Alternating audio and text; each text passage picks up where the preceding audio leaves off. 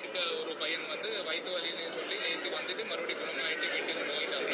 அது இல்லாம 2 பேர் வந்து வேற டெத்துக்காக, ஒரு ஆள் வயசாக இறந்துட்டாரு, இன்னொரு ஆள் பிக்ஸ் மூலியமா இறந்ததாவது தகவல். அது எல்லாமே வந்து out of the hospital death தான் வந்து நடந்ததுனால அதுக்குண்டான விவரங்கள் வந்து இந்த மெடிக்கல் காலேஜ் டெத்து ஆர் இந்த தவறான ஆல்கஹால் டெத் மாதிரி நம்ம இல்லைன்னு வந்து தெரிய வருது. பாத்தீங்களா, இப்படி ஒரு பச்சை பொய்ய ஒரு மாவட்ட ஆட்சித்தலைவர் இந்த அரசுடைய தூண்டில் பெற செய்தி வெளியிட்டிருக்கார். ஒரு பெண்மணி இது குறித்து பேசலாம். முடிவு எடுக்கல. மதியம் வரைக்குமே கலெக்டர் என்ன சொல்லிட்டாரு, இது வெவ்வேறு வியாதினாலதான் வந்தது, வெவ்வேறு நோயினால வந்தது. எங்க அண்ணனுக்கு வந்து பிக்ஸ் வந்துருச்சுன்னு சொன்னாங்க, பையனுக்கு வந்து வயிறு வலின்னு சொல்லி சொன்னாங்க. ஆனா இது எதுவுமே உண்மை இல்ல. கலெக்டர் முன்னாடியே அந்த ஸ்டெப் எடுத்திருந்தாருன்னா இப்ப இத்தனை பேர் இறந்திருக்க மாட்டாங்க. உண்மை செய்திய கலெக்டர் வெளியிட்டு இருந்தா இந்த கள்ளச்சாராயம் குடித்துத்தான் இது பாதிக்கப்பட்டவர் என்ற செய்தியை மாவட்ட ஆட்சித்தலைவர் வெளியிட்டு இருந்தா அந்த கள்ளச்சாராயம் குடித்தவர் உடனடியாக மருத்துவமனை சேர்ந்து சிகிச்சை பெற்றிருப்பாங்க.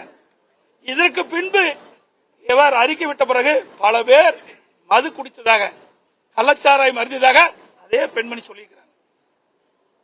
இதற்கு முழு பொறுப்பு அரசாங்கம் ஏற்க வேண்டும். அரசாங்கத்துடைய தூண்டில் பேர் தான் கலெக்டர் இப்படிப்பட்ட அறிக்கை வெளியிட்டு நம்புறேன். ஆனா மற்ற அதிகாரிகள் சஸ்பெண்ட் பண்ணாங்க. அரசுக்கு துணையா இருந்த கலெக்டர் மட்டும் டிரான்ஸ்பர் பண்ணிருக்காங்க. இதுல இருந்து என்ன நல்லா தெரியுது, ஆளுங்கட்சி முழுமையாக இதில் ஈடுபட்டு.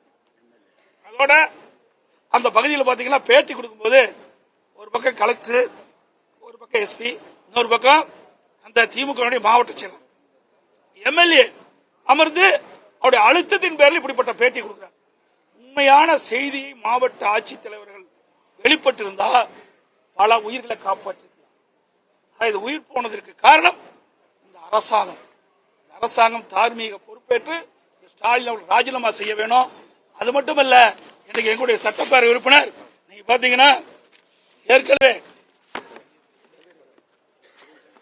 இன்றைக்கு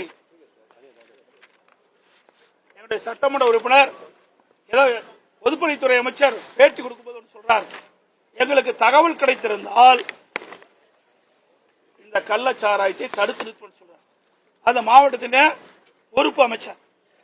இதற்கு முன்பே எங்களுடைய கள்ளக்குறிச்சி சட்டமன்ற சகோதரர் செந்தில்குமார் அவர்கள் ஒரு வாரத்திற்கு முன்பு தொலைபேசியில் மாவட்ட காவல்துறை கண்காணிப்பு தொடர்பு கொண்டு கள்ளச்சாராயம் அதிகமாக விற்பனை செய்கிறது, அதை தடுத்து நிறுத்துங்கள் என்று